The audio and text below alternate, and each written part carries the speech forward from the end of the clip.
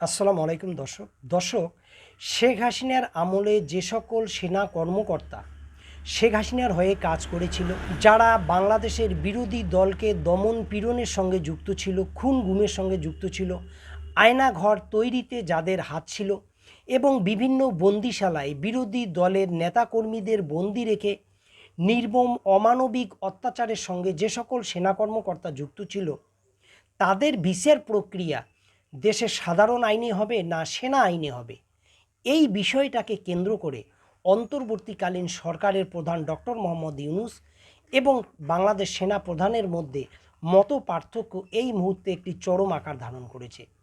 এবং দর্শক, বাংলাদেশে যে এই রাজনৈতিক অস্থিরতা চলছে, এই অস্থিরতার পিছনেও বাংলাদেশের সেনাবাহিনীর যে একটা ইন্ধন আছে, ভিপি নূরের উপর যে ন্যাক্কারজনক আক্রমণ হয়েছিল, সেই আক্রমণেও এই বাহিনীর যে একটি বড় অংশের, একটি গুরুত্বপূর্ণ অংশের যে ইন্ধন ছিল, এই ঘটনাগুলোর থেকেই কিন্তু মোটামুটি স্পষ্ট।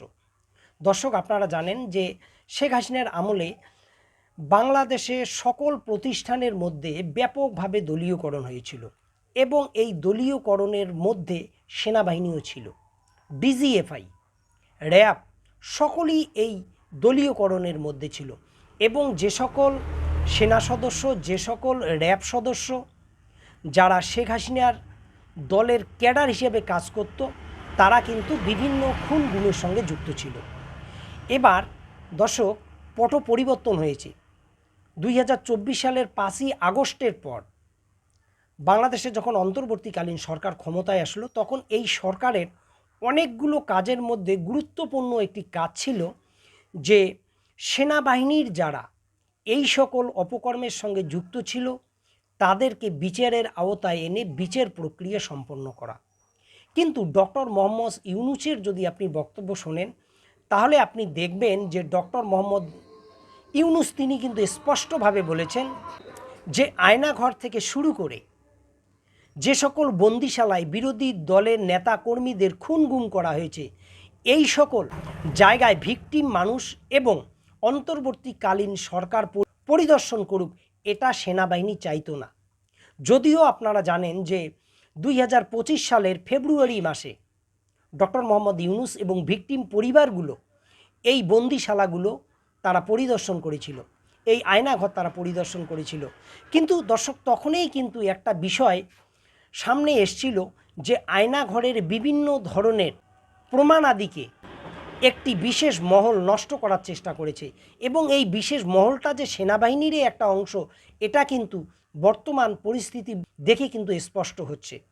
এবং গুম কমিশনের সদস্য তারা যখন এই সেনা সদস্যের সম্পর্কে তথ্য নিতে যাচ্ছেন, যখন তারা তাদের তদন্ত প্রক্রিয়া সম্পন্ন করার চেষ্টা করছেন, তখন সেনাবাহিনী নাকি তাদের পর্যাপ্ত সহযোগিতা করছে না, বিভিন্নভাবে তাদের অসহযোগিতা করছে।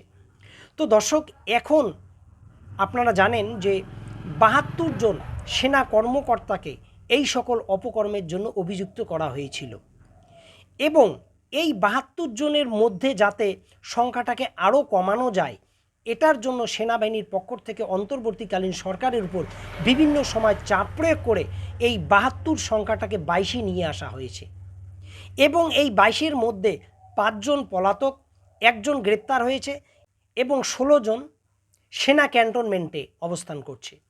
এবার এদেরও বিচার যাতে খুব সরল প্রক্রিয়ায় হয়, তার জন্য তদবির করছে সেনাপ্রধান। দর্শক, আপনারা জানেন যে চীন সফর শেষেই সেনাবাহিনীর প্রধান তিনি বাংলাদেশের প্রধান বিচারপতির সঙ্গে সাক্ষাৎ করেছিলেন। এখন শোনা যাচ্ছে যে এই সাক্ষাতের মূল বিষয় ছিল এটা, যে সেনা সদস্যের বিচার এবং অভিযুক্ত সেনাদের বিচার সেনা আইনে হবে না দেশের সাধারণ আইনে হবে। তো দর্শক, বিষয়টা খুবই গুরুত্বপূর্ণ এবং এখান থেকে স্পষ্ট হয় যে সেনারা আসলে সেনাবাহিনীর একটা অংশ এখনও আওয়ামী লীগের আমলে যারা দুষ্কর্মের সঙ্গে যুক্ত ছিল, অপকর্মের সঙ্গে যুক্ত ছিল, তাদেরকে বাঁচানোর জন্য কতটা মরিয়া। এবং এই যে ভিপি নূরের উপর যে ন্যাক্কারজনক হামলাটি হলো, এখানেও কিন্তু সেনাবাহিনীর হাতের একটা ইঙ্গিত পাওয়া যাচ্ছে। কেন পাওয়া যাচ্ছে? কারণ সেনাবাহিনী চায় না যে বাংলাদেশের যে রাজনৈতিক দলগুলো আছে তাদের মধ্যে ঐক্য প্রতিষ্ঠা হোক এবং এই যে জাপাকে নিষিদ্ধ করার ব্যাপার, এখানে ভিপি নূরের দল থেকে শুরু করে জামাতি ইসলামী অনেকেই মনে করছে যে জাতীয় পার্টির মাধ্যমে আওয়ামী লীগকে আবার বাংলাদেশে পুনঃপ্রতিষ্ঠিত করার একটা চেষ্টা সেনাবাহিনী করছে।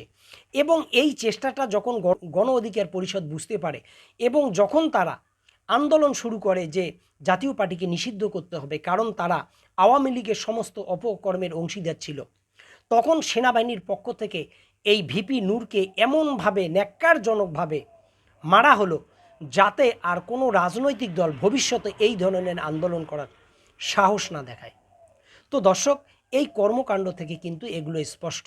অপরদিকে একজন প্রাক্তন সেনাপ্রধান ইকবাল করিম ভূঁইয়া তিনি কিন্তু তার ফেসবুক পোস্টে স্পষ্ট করেছেন যে অভিযুক্ত যারা সেনাকর্মী আছেন, যারা সেনা অফিসার আছেন, তাদের দেশের উপযুক্ত আইনে তাদের বিচার প্রক্রিয়া সম্পন্ন করতে হবে। দর্শক, এটার মধ্য দিয়ে প্রাক্তন সেনা অফিসার তিনি কিন্তু স্পষ্টতই জনগণের পক্ষে এবং অন্তর্বর্তীকালীন সরকারের পক্ষে কিন্তু অবস্থান নিলেন। এক্ষেত্রে ওয়াকুরুজ্জামানের যে হাত সেটা কিন্তু কিছুটা দুর্বল হলো। যদিও এই ইকবাল করিম ভূঁইয়া আওয়ামী লীগের আমলেই কিন্তু তিনি সেনাপ্রধান ছিলেন এবং তার বিভিন্ন কর্মকাণ্ড নিয়ে অনেকগুলো প্রশ্ন আছে, কিন্তু তার মধ্যেও কিছু ইতিবাচক দিক আছে। যখন সেনাবাহিনীকে শেখ হাসিনা মাঠে নামায় বৈষম্য বিরোধী ছাত্র আন্দোলনের কর্মীদেরকে দমন করার জন্য, তখন এই ইকবাল করিম ভূঁইয়া এবং অনেক প্রাক্তন সেনা সদস্য তারা কিন্তু রাজপথে এসে দাঁড়িয়ে সেনাবাহিনীকে অনুরোধ করেছিল তারা যাতে জনগণের বিরুদ্ধে কোনো অবস্থান না নেয় এবং জনগণের বিরুদ্ধে তারা যাতে গুলি না চালায়। তো দর্শক, এই হচ্ছে বিষয়। এই যে বাংলাদেশে যে রাজনৈতিক অস্থিরতা চলছে, এই রাজনৈতিক অস্থিরতার একটা সুযোগ সেনাবাহিনী নিচ্ছে এবং অনেকেই বলেন যে এই সেনাবাহিনীর মধ্যে গুরুত্বপূর্ণ পদে আওয়ামী লীগের দোসররা বসে আছে। এই সকল কর্মকাণ্ড থেকে এই বিষয়গুলো কিন্তু স্পষ্ট হয়। তো দর্শক, ভালো থাকুন, সুস্থ থাকুন, আল্লাহ হাফেজ।